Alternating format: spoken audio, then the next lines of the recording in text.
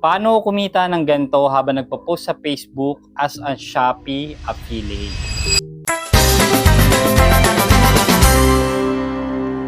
Hi everyone, this is Julius Morales and for today's video ituturo ko kung paano mag-post ng video at mag-tag ng link from Shopee. So ito para to sa mga existing Shopee affiliate na and kung paano yung strategy na ginagawa ko. So kung matatapos itong video na to, matutunan nyo dito yung strategy, yung mga technique na ginagawa ko. And disclaimer lang yung gagawin ko dito sa video na to, technique ko to and strategy ko to. Kung meron kayong ibang way kung paano to ginagawa na mas mabilis o mas maganda, pwede nyo yung i-comment dito sa ating comment section. So let's get started. Para sa mga Shopee affiliate na merong Facebook account, pwede nyo to gawin kahit monetize or hindi na monetize yung mismong account nyo. Basta na-invite na kayo dito sa Meta, katulad nung makikita nyo dito sa ating screen. So dito sa ating dashboard, makikita nyo dyan na na-invite na kayo as affiliate partnership. So pag clinic nyo yan, mapupunta kayo dito and makikita nyo dyan yung Shopee affiliate programs. Kiklik nyo lang tong get started, then okay na, pwede na kayo makapag-start at makapag-post ng video dito sa Facebook at makapag-tag ng link from Shopee. So kung paano ako nagpo-post ng video dito sa Facebook or Meta and bago ako mag-tag, so ganito ang ginagawa ko. For example lang, meron akong ipopromote na isang sabon.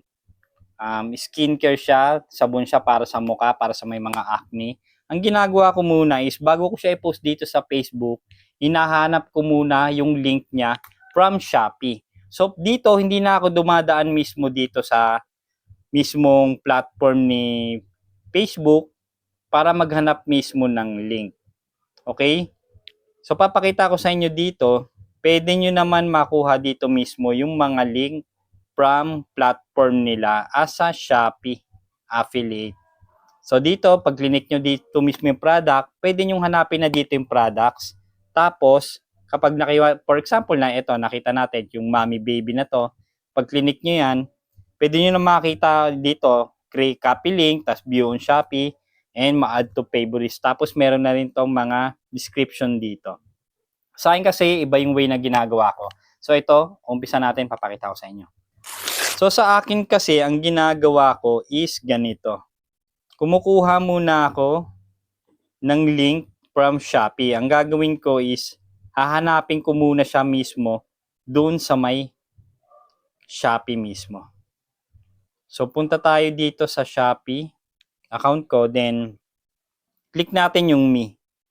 Tapos, click see all, tapos hanapin nyo dito yung affiliate program. So sa mga existing Shopee affiliate, alam na nila gawin to. For example, ito, hanapin ko yung Daman Bar. Type ko lang dito, Daman Bar Soap. So pag clinic natin yan, lalabas na dito yung mga option na pwede mong pagpilian na seller or link na pwede mong itag sa video mo from Facebook. Okay?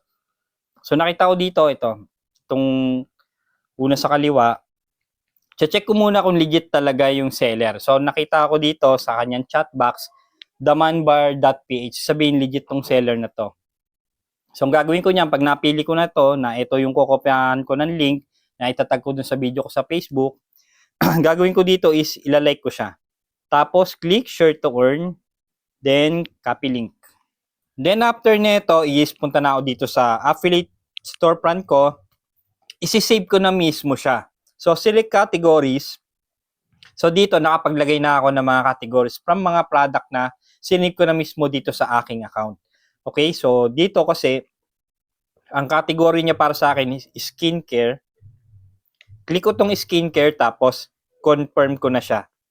So may categories na siya, na-save ko na siya sa storefront ko, then isi-save ko na siya. Click save, then okay, updated successfully, and okay na siya.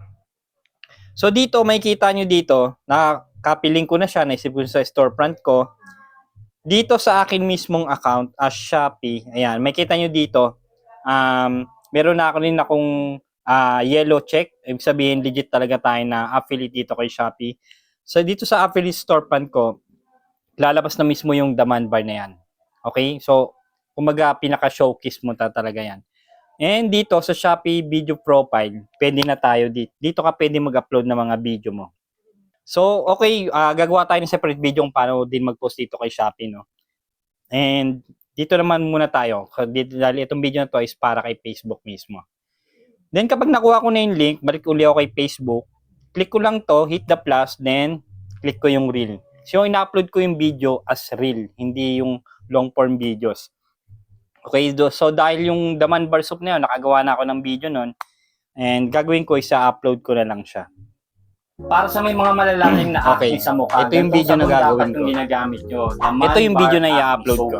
So ito pag ginamit, so pag clinic ko siya, ito, dito sa part na to is ano kayo, watch carefully, no? So scroll ko lang siya pababa, then click ko lang tong mismong earn money niya. Yan, may kita nyo dito. Kasi dito kay Facebook, kay Meta monetize ako sa lahat. And dito, may kita nyo dito, content monetization, enable stars, enable din, tapos, click ko lang tong add product links. Then, create custom link. So, dito sa URL, click ko lang to. Tapos, ipipaste ko dito yung nakopy natin na link. And, pagkatapos nyan, click mo lang tong link name. Maglo-loading na yan, lalabas na mismo dito kung tama yung link na na-paste mo dun sa video mo. Then, click hit save, okay? After nyan is, scroll ulit tayo dito, pababa, lalagyan ko na yun siya dito ng title. So dito, lalagyan ko siya, Daman Bar Soup. So yung iba kasi ginagawa, pangalan ng product, tapos naglalagay na ng link. So ako hindi ko ginagawa yung ganun. Sa akin, product link, product name lang, tapos hashtag na.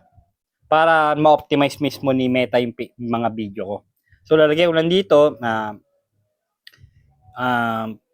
soap. Tapos, yan. With 6.5 million view, hashtag. Tapos, lagay ko rin dito is skincare. Ayan. Lagi siyang nasa top. So, okay na yan. Then, after neto, kapag nakapaglagay na ako ng link, ng description, title, tapos hashtag, click ko naman itong video niya. So dito sa part na to, pwede kayo maglagay dito ng thumbnail nyo mismo or cover. Pwede kayo mag-edit ng gusto nyong cover or kaya pwede naman mamili na kayo mismo dito sa may video nyo. Antayin nyo lang mismo lumabas yung kanyang frame. So dito kasi medyo loading to sa part na to. Kapag lumabas na mismo yung frame, pwede na kayo mamili dito sa mga video nyo. Yan, lumabas na yung frame niya. I-slide nyo lang yan, tapos pwede na kayo mamili ng part na gagawin yung cover. So kapag nakapili na kayo, yan, click nyo lang itong save. Okay, pili tayo na medyo maganda. Ayan, tapos click nyo lang yung save, then okay na. Pwede nyo na itong i-post, pwede nyo itong i-post or schedule. Pwedeng share now, tapos pwedeng schedule na rin. So ngayon, gagawin ko dito, share ko na siya. Share now, then click, wait lang natin na ma-upload siya mismo. Para sa may mga malalalim na acne sa mukha, gantong sabon dapat yung ginagamit nyo. So ayan na, ano na siya, na-upload na sa ating mismong account. Para sa may mga malalalim na acne sa mukha, gantong sabon dapat yung ginagamit. So ito ngayon, na-upload na natin siya. Then pag click natin to, yan, may kita nyo dito, yan, sa part na to, sa pangalan ko mismo, lalabas na mismo yung shop now, tapos yung pinaka-link na yan. Pag click natin yan, madadirect na tayo mismo doon sa may link. Ganyan din yung mangyayari kapag napanood to ng mga friends mo or non-followers mo sa Facebook o yung mga hindi nakasubscribe sa'yo, tapos nagustuhan nila yung product, yung video mo. Pag click nila, madadirect na sila mismo doon sa product from Shopee. Tapos kapag interesado sila, pag bumili sila, commission ka makukuha. So yung link na to, hindi lang to nakikita mismo dito sa portion na to ng video mo. Pag click din nila yung comment, nasa upper side lang na siya. Nasa pinakataas mismo ng comment section, nandun din mismo yung link pag click nila yung shop now. So ayun, ganun yung ginagawa ko sa pagpo-post ng video para mas mapadali yung ginagawa ko. Pag kumuha ko ng link from Shopee, sinesave ko na sa mismong showcase ko or storefront, tapos copy link, then pag nag-post ako ng video kay Meta, copy paste and method na lang ginagawa ko. So kung may natutunan ka ngayon, just hit the follow button and please subscribe to my channel and paki-like na rin ang video ko. So once again, this is Jules Morales and stay safe.